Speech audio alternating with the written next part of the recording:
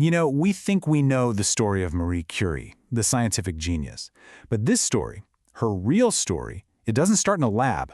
It starts with the sound of horses on wet cobblestones in Paris, and a loss so immense it would literally change the future of science. It all comes down to this one single rainy Thursday. This is the day the life Marie Curie was building with her husband Pierre just completely shattered. It's the moment that turned her from a brilliant partner into an icon of solitary genius. These were some of the very first words Marie wrote in a small, gray notebook right after the funeral. I mean, you could just feel it, right? It's the raw, unfiltered voice of a woman whose entire world had just vanished. For several days after, Marie was just numb, almost petrified.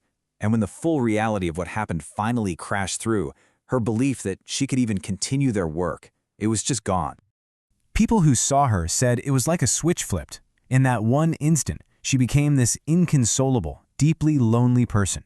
Her eyes were dry, her face was pale, the vibrant young woman was gone, and in her place was this figure just walled off by grief. So, to really understand the depth of her mourning, we have to look at the brutal, chaotic, and, frankly, random facts of what actually happened. Okay, so it's around 2:30 in the afternoon. Pierre Curie is crossing the street, probably holding an umbrella up against the heavy rain. He slips on the wet pavement and falls directly into the path of a huge 6-ton horse-drawn wagon. The back left wheel crushed his skull. He was killed instantly. This heartbreaking question from Pierre's own father really says it all, doesn't it? His son was this brilliant man who was always lost in his thoughts, which is exactly what made him so vulnerable on the busy, dangerous streets of the city. Please remember to subscribe to our channel and turn on the notification bell, share and like our videos. The information in the video is compiled from open sources. Thank you. So, faced with this unimaginable horror, Marie turns to something she knows intimately: documentation. She gets a simple gray notebook and she just starts to write. And here's the really crucial part. She didn't write about Pierre. She wrote to him. The journal became her way of continuing their partnership after he was gone, addressing him directly, as if he were right there, listening. I mean, the sheer emptiness here is it's palpable. What's so chilling is how calm it sounds. It's not a desperate cry for help. It's just a statement of fact from a woman who felt completely disconnected from her own life, just numbly walking through a world that didn't have him in it anymore.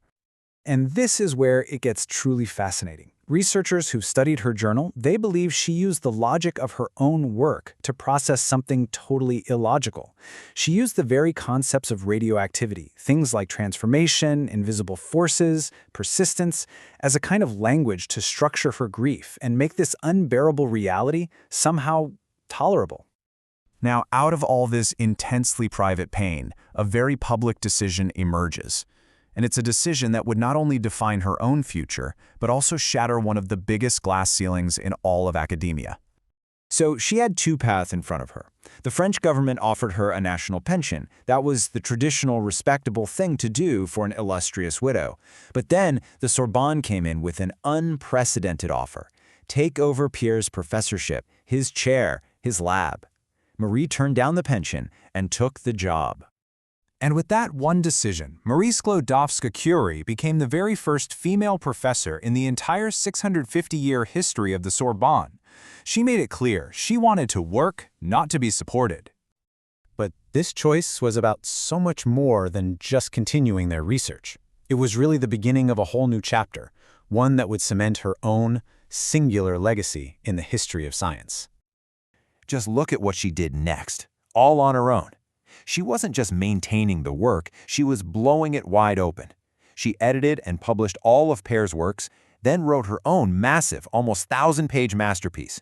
Then she wins a second Nobel Prize, this time all by herself, and goes on to found the legendary Radium Institute. You see, as long as Pierre was alive, she was often seen, rightly or wrongly, as the brilliant assistant. But tragedy forced her into the lead role.